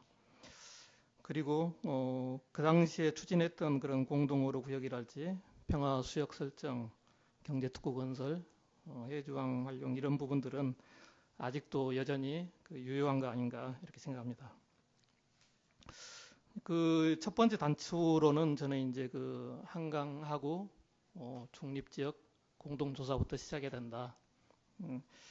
이게 이제 북방 한계선 NLL이라고 하죠. NLL이나 그 DMZ 같은 데는 사실 군사적으로 굉장히 치열하게 대치 중이고 또 뭐 교전까지 발생한 곳이기 때문에 국민 감정적인 차원에서도 거기서부터 시작하기는 조금 어려우리라고 생각합니다. 그래서 한강하고는 이제 기존에 중립적으로 설정이 되어 있는 상태이기 때문에 조금 더 접근이 더 쉽지 않을까 이렇게 생각합니다. 또 NLL이나 DMZ 같은 경우는 기존에 또 시도해본 적도 있었고 그렇지만 한강하고 같은 경우는 계획은 세웠지만은 시도는 안 됐기 때문에 이 새 정부에서는 한번 해볼 만한 그런 것이 아닌가 이렇게 생각을 합니다. 물론 이건 이제 중앙 정부가 이제 큰 그림을 그려줘야지 가능한 것이고요. 지자체 차원에서 독자적으로 할 수 있는 것은 아니죠. 하지만 지금 중앙정부 차원에서 이제 북한 미사일이 계속 쏘고 이런 상황에서 경제 제재가 한동안 지속될 수밖에 없고 중앙정부 차원의 전면 교류가 어렵다면은 어렵고 이제 민간은 여력이 없는 상태에서 김포시 같은 지자체가 관심이나 재정, 기획력이 있는 이 지자체가 움직인 것은 굉장히 의미가 있는 일이라고 생각합니다. 제가 여기 오기 전에 애기봉을 이렇게 올라가고 김포를 한번 쭉 돌아봤는데요. 애기봉에 올라가면은 굉장히 가깝습니다. 아까 서 박사님이 그림으로 보여주셨고 여러분 또 많이 가보셨겠지만은 정말로 북한 사람들 움직임이 다 이제 보일 정도로 이렇게 가깝습니다. 여기에 이제 백기를 어떤 식으로 낼 것인지 이게 준설을 해서 뭐 수위를 낮추자는 이런 주장들도 있을 수 있고 또 그렇지만 이제 저반 시설을 만들기나 큰 배가 이렇게 움직이거나 그렇게 하기는 좀 어려울 것 같아요. 백길이 열린다 하더라도. 근데 지금도 이제 작은 배들은 운항이 가능하기 때문에 일단 물길을 여는 이런 상징성 이 정도만 가지고도 충분히 가치가 있다고 생각합니다. 작은 배를 타고 거기서 뭐 새를 본달지 이런 식으로 해서 서울까지 또 수로를 통해서 이동할 수 있고 이런 부분들은 굉장히 의미가 있다고 보고요. 여기에서 김포 같은 경우는 핵심 구간으로서 그런 예포구들이랄지 이런 스토리를 만들면은 충분히 문화관광 코스로 활용할 수 있다고 봅니다. 여기 김포 계신 분들이 많이 오셨는데 저는 여기서 왜 김포인가 이 부분을 좀 말씀드리겠습니다.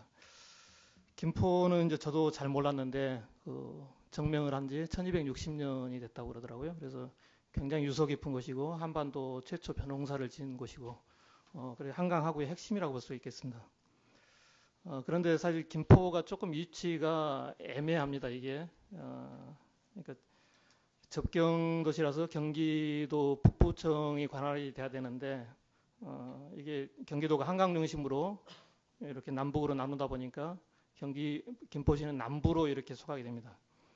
북부 관할이 안 들어가는데 또 남부 입장에서 보면은 이게 접경지기라서 북부로 또 이렇게 보고 이렇게 돼 있거든요. 그래서 또 운하까지 만들어지면서 이게 사실상 섬이라고 이렇게 볼 수 있는 그렇게 조금 애매한 지역이긴 한데 또 육상으로는 파주 쪽 경의선 축에 밀리고 해상으로는 또 인천 쪽에 서해안 축에 좀 이렇게 밀리는 이런 약간 애매한 지역이긴 하지만은 또 서해안과 한강 문화를 함께 어우를 수 있다는 그런 또 강점이 있는 곳이기도 합니다.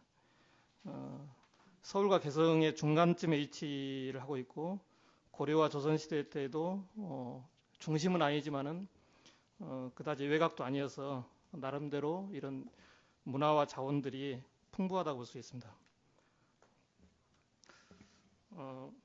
김포 이런 이제 자원들로서는 아까 시장님이 말씀해 주셨지만은 그런 첫째 이제 조강 한강 김포에서는 한강하고를 이제 조강이라고 부르는데 한강과 임진강, 예성강, 그다음에 여마를 아우르는 그런 할아버지 강이라고 하는 그 조강이 있고 조강에는 이 조광리라는 게 있죠. 조광리라는 게 김포 조광리가 있고 또 맞은편에는 황해도 개풍군 이만면 조광리가 있습니다. 그래서 지도를 보면 조광리가 김포에도 있고 북한에도 있고 이런 식으로 남북 포구가 이렇게 한 마을처럼 이렇게 전쟁 전에는 왕래가 잦았던 곳인데 지금은 이제 철조망 사이로 서로 이렇게 바라만 보는 그런 이제 분단 마을이 된 거죠. 그래서 이런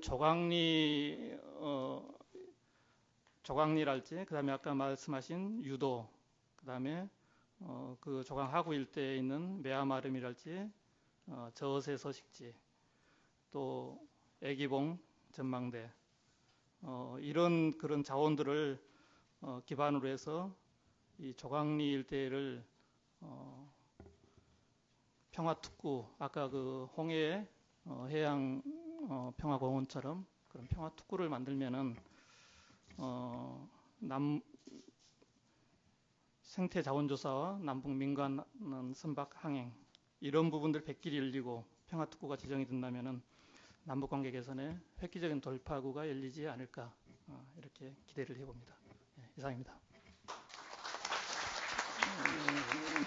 예, 우리 박경만 선임기장께서 현장에 다니시면서 우리 김포의 현안에 대해서 아주 좋은 말씀해 주셨습니다. 저희 세션이 그 16시 20분까지입니다. 근데 시간이 지금 12분 남았거든요.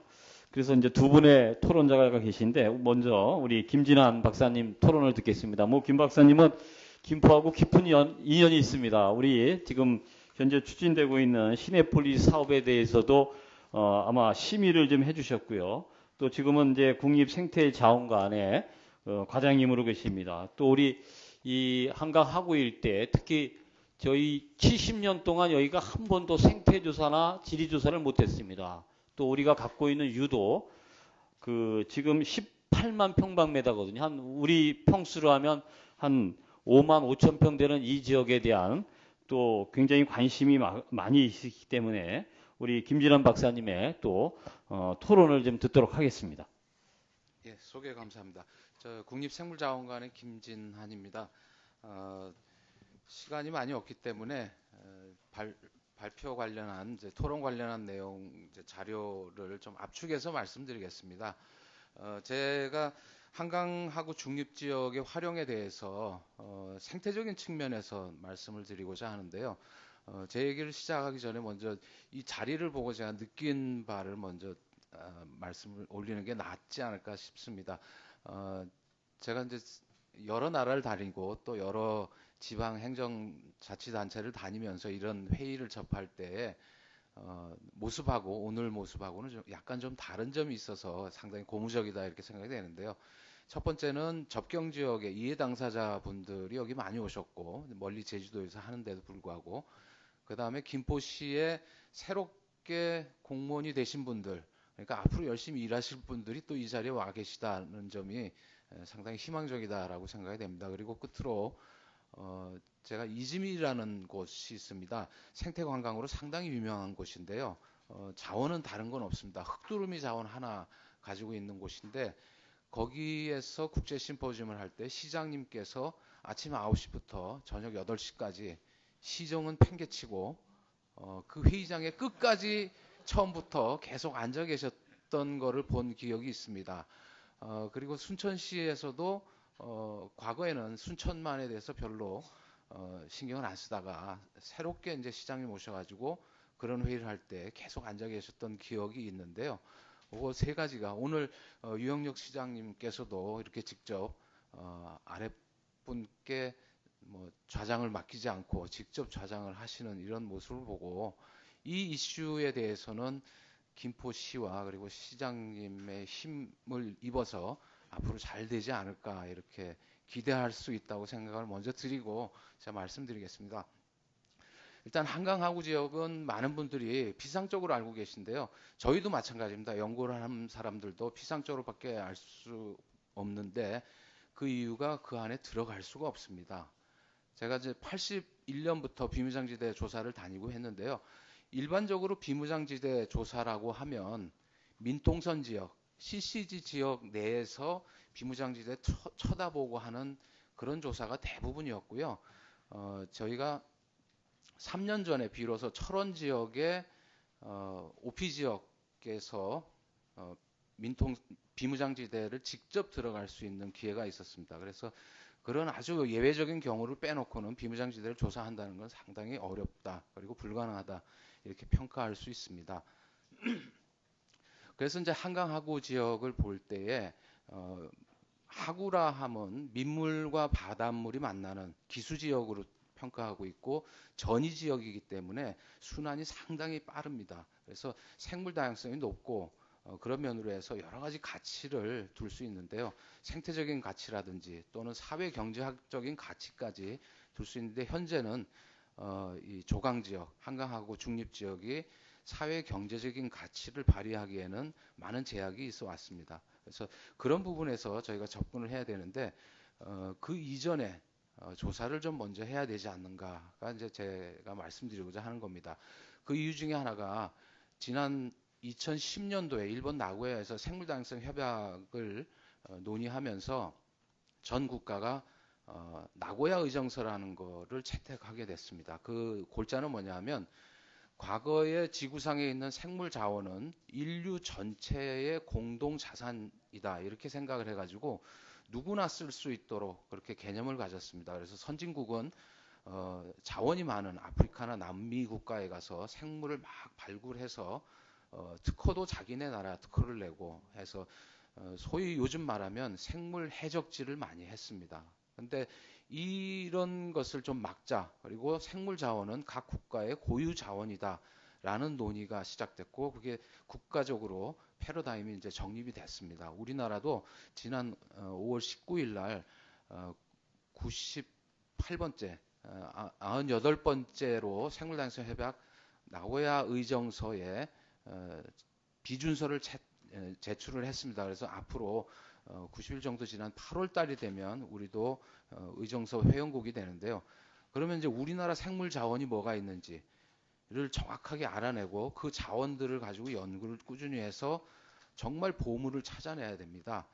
예를 들면 버드나무를 연구해서 여러분들 드시는 약 아스피린을 만들었고요. 중국에 있는 팔각회양이라는 식물을 연구해서 타미플루라는 약을 만들었습니다. 물론 타미플루는 스위스의 다국적 제약회사가 약을 만들면서 벌어들인 돈은 자기네들이 다 갖고 중국에는 돈 한 푼 안 줬습니다. 그래서 이런 것들이 이제 전 세계적으로 좀 정리가 돼야 되겠다라는 생각을 하고 있고 그래서 한강하구 지역도 여태까지 조사를 안 했기 때문에 어떤 생물 자원이 거기에 숨어 있는지는 전혀 모릅니다. 실례로 저희가 한 2주 전에 백령도, 대청도, 소청도를 조사를 하게 됐습니다. 해병대의 협조를 얻어서 그동안에는 조사할 수 없었던 지역을 저희가 잠수를 해서 조사를 하고 육상에서 조사를 해서 이번에 우리나라에서 밝혀지지 않은 미기록종 3종을 추가로 저희가 발굴하게 되는 성과를 얻게 됐는데요. 한강하구 지역도 많은 생물종이 추가로 발굴되지 않을까 이런 기대를 하고 있습니다. 그래서 생물 연구가 필요하다라고 저는 평가를 하고 있습니다. 그리고 이제 한강하구를 얘기할 때 많은 생물종을 얘기하는데요. 그 중에 저는 저어새에 좀 초점을 맞췄으면 하고 제안을 드립니다. 저어새는 한강하구에 있는 유도와 요도 그리고 경기만과 옹진군 쪽에 있는 많은 무인도에서 번식을 하는 새입니다. 근데 전 세계적으로 이 저어새는 동북아, 동아시아 지역에만 국한해서 있기 때문에 전 세계적으로 이제 다른 나라에는 없죠. 근데 번식을 어디서 하냐면 우리나라 서해안에서만 합니다. 중국에 딱 1개 섬 그리고 러시아에 1개 섬만 있는데 몇 마리 없고요. 그걸 제외하면 그러면 우리나라에만 있는 아주 중요한 고향이 우리나라인 새입니다. 그래서 이 저어새를 보호하는 것이 이 한강하구를 보호하는 것도 되고요. 그 다음에 평화의 상징으로 저희가 생각할 수 있는데 이 저어새는 남북한을 자유롭게 오갑니다. 태어난 저어새가 예성강 하구의 갯벌 지역을 먹이터로 이용하고요. 그리고 더 위로 올라가서 문덕까지 올라가서 북한을 막 왔다 갔다 합니다. 그래서 진정한 의미로 평화의 상징이라고 볼 수 있다라고 저는 생각할 수 있습니다. 그래서 끝으로 한강하구 지역을 중립지역을 저희가 지속 가능하게 이용하려면 첫 번째로는 이 지역에 대한 정확한 조사, 생물학적인 조사, 생태학적인 조사, 그리고 토양, 물리 여러 가지 조사를 해야 된다고 생각되고 그 조사의 제약 때문에 북한과 공동으로 조사하는 것을 제안하고 싶습니다. 그리고 끝으로는 이런 중립지역의 이용 등과 같은 여러 가지 활동에서 나오는 이익을 그 활동 주체가 그냥 가져가면 안 된다고 저는 생각합니다.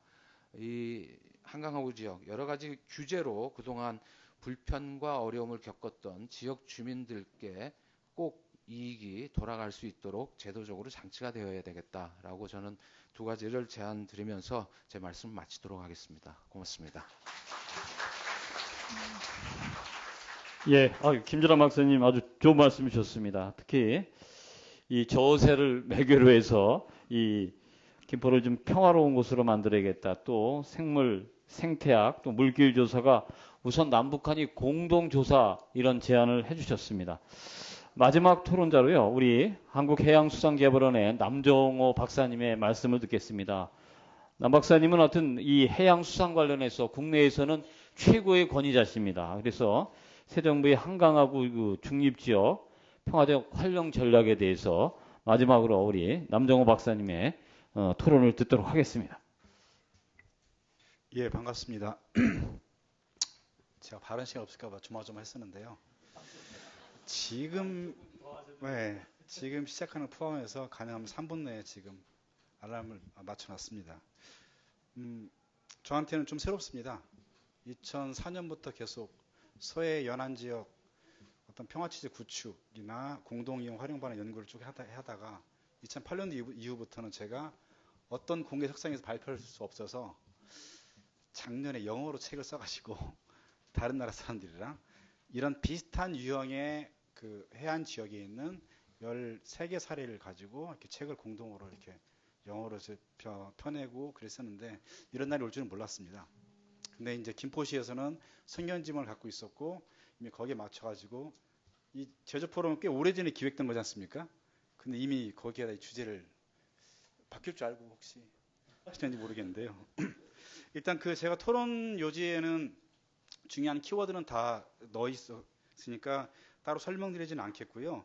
그 중에서 강조하고 싶은 게 몇 가지가 있습니다. 첫 번째로는 그동안 2005년도에 노무현 대통령께 보고를 직접 드렸고 그때 이제 국정화 채택이 된 해양평화공원은 어떤 그 작은 규모의 공간이 아니라 서해 지역 전반에 관한 남북한 평화체제를 구축하는 거고요. 그래서 첫 번째 피스가 들어가고 두 번째로는 생태적으로 중요한 좀 전에 김 박사님 말씀하신 것처럼 중요한 생물을 보호하는 이컬러지컬 프로텍션 두 번째 P가 들어갑니다. 세 번째로는 사실은 가장 중요한 인간이 경제적으로 조금 번영하는 거. 그래서 이코노믹 프로스퍼리티라는 마지막 P가 들어가는 거. 그래서 한 방에 1타 3피 뭐 이런 얘기 많이 하잖아요. 예, 쌍피에다 뒤집어서 이렇게 하게 되면 3피 나오는 이런 중요한 키워드가 있기 때문에 사실은 이것은 어떤 하나의 측면을 바라보서는 접근이 안 되고 매우 종합적으로 바라봐야 되는 거고요. 그게 첫 번째고요. 두 번째로는 통합과 연계라. 한강은 하천이기도 하지만 한강하고는 또 바다이기도 합니다. 그래서 육지와 바다를 연결하는 통합적 관점이 필요하고 남한 내에서도 다양한 지자체들 그다음에 이해관계가 매우 다양한 사람들이 있을 겁니다. 그분들과의 연계와 통합이 매우 중요하다는 거고요. 세 번째로는 사실은 처음부터 큰 걸 바라고 접근해서는 안 될 것 같아요. 좀 전에 그 저어세를 가지고 공동조사 말씀하셨는데 작은 것부터 시작하되 절대로 중단하지 않고 지속적으로 만들어내서 작은 거라도 성과를 만들어내는 것 이게 매우 중요하지 않겠는가 판단이 드는 거고요. 그 제가 좋아하는 영화 중에 하나가 그 주유소 습격 사건이 있습니다. 그래서 거기서 주인공한테 물어봅니다. 한꺼번에 10명하고 싸울 때 어떻게 싸우냐. 그래서 한 놈만 팬다고 얘기합니다. 그래서 성공 가능성이 있는 중요한 사업 하나 있으면 그걸 집중해서 역량을 집중한다면 사실은 그 돌파구가 큰 물줄기가 되지 않겠는가 생각이 드는 거고요. 그 마지막으로 강조하고 싶은 것은 이제 시간이 올라가지고 알람이 끝나는데요. 한 번에 회의 가지고 안 될 것 같아요. 그래서 제가 보기에는 김포시 주관으로 해서 TF나 별도로 구성해서 하반기, 중반기 이후에 조금 더 그 좀 집중적인 토론회나 어떤 이런 심포지움을 국회랑 연계해서 함께 해보는 게 어떻겠는가 한 2번 정도 그렇게 하면 조금 더 구체적인 답들이 나오지 않겠는가 이렇게 생각이 듭니다. 이상 제 토론 발표를 마치겠습니다. 감사합니다. 예, 남정호 박사님한테 조금 더 시간을 드려야 되는데 저희 세션 다음 세션이 또 준비되어 있습니다. 사실 좀 시간이 더 있었으면 여기 플로어에 계신 분들한테도 좀 의견을 받고 또 우리 발제하신 두 분의 박사님 또 토론을 해주신 우리 네 분의 토론자님한테 답변을 드려야 되는데 저희가 지금 시간이 이게 90분이 됐는데 이 토론하다 보면 이 토론 시간을 마무리하는 게 굉장히 중요합니다. 그래서 오늘 또 이 발제자나 토론자분들한테 의견 주실 사항이 있으면 직접 시간은 못하지만 메모로 저희가 우리 의견을 주시면 저희가 추후에 좀 토론자나 발제자분들한테 의견을 들어서 전달하는 방식으로 하겠습니다. 제가 말을 마치기 전에 그래도 오늘 두 분의 글렌 세겔 교수님하고 우리 손주석 박사님께서 주제 토론을 발제를 해주셨기 때문에 두 분께 한 1분 30초씩 마무리 말씀을 좀 듣는 걸로 하고 이 세션을 좀 마치는 걸로 하겠습니다. 먼저 우리 글렌 세겔 교수님께서 짧은 시간이지만 마무리 말씀을 좀 부탁드립니다. Thank you very much. I agree with the observations being made about the Han River estuary. I myself went to visit Ikebong and Udu Island 2 days ago, and I think that it's very important that you start off with small steps and you move forward. And I think the idea of a survey, a bird survey, is an excellent way to start, having emphasis on environment, ecology, and economics. And I think the very first thing which you should actually do is to push for scientists to have access to the area to evaluate it, because this is the data you need to prove that the policy will go forward. Without the data, you're operating in a vacuum. So scientists should be there as a starting point from our experience. Thank you. 예, 우리 소속 박사님. 예, 토론자 여러분 말씀 잘 들었습니다. 아까 제가 말씀드릴 때 처음 드렸던 것처럼 네 분 다 정말 최고의 전문가들이신데 남정호 박사님이 마지막에 좋은 말씀하신 것 같아요. 앞으로 이 문제를 국회랑도 좀 협조해서 좀 더 진행하자 그러셨는데 국회뿐 아니라 오늘 보니까 국무총리도 이제 가결이 됐고 또 통일부 차관도 임명됐고 저는 통일부도 아마 정상적으로 일을 할 수 있는 상황으로 갈 거라고 생각합니다. 국방부도 과거처럼 모든 걸 닫는 식으로 가면 안 될 거라고 보고요. 정부 부처들과 함께 지금 요 네 분의 토론자님들을 발표자로 해서 올해 하반기에 몇 번 이 토론회를 가지면은 좀 더 성과 있는 그런 결실이 나올 수 있지 않을까 생각을 합니다. 오늘 고맙습니다. 예, 오늘 시간이 4분 오버됐습니다. 그래서 마무리할 시간인데요. 오늘 사실 그 두 분의 주제 발표자분 또 네 분의 토론자를 모시고 정말 아마 세계적으로 핫 이슈일 겁니다. 아까 우리 그 남정호 박사님께서 이게 사실 남북喧嘩가 큰 게 없다. 작은 일부터 꾸준히 계속해서 성과를 내는 것이 중요하다는 말씀을 해주셨습니다. 특히 이제 엊그저께 G7이 이태리에 모여서 중요한 합의를 했습니다. 나머지 합의는 다 안 됐는데요. 이 북한 한반도 평화 관련해서는 그 7개 정상국들이 합의를 했습니다. 어떻든 그 북핵 관련해서는 한반도 평화, 동북아 평화를 위해서 이 문제는 꼭 그 G7에서 해결해야 됐다는 합의를 했습니다.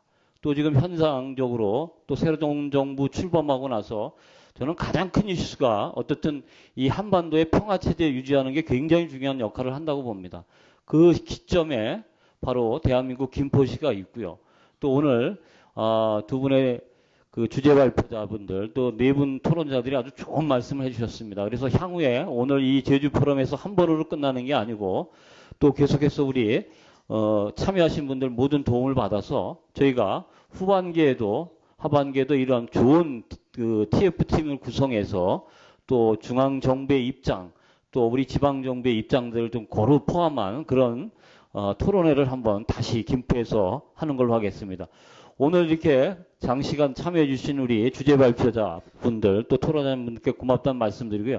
어떻든 오늘 그 세션을 기점으로 해서 대한민국 김포시가 정말 남북한의 교류 협력을 통해서 대한민국의 평화 통일로 가는 그 선두에 서는 그런 입장이 됐으면 하는 바람입니다. 장시간 경청해 주신 모든 분들께 고맙다는 말씀드립니다. 감사합니다.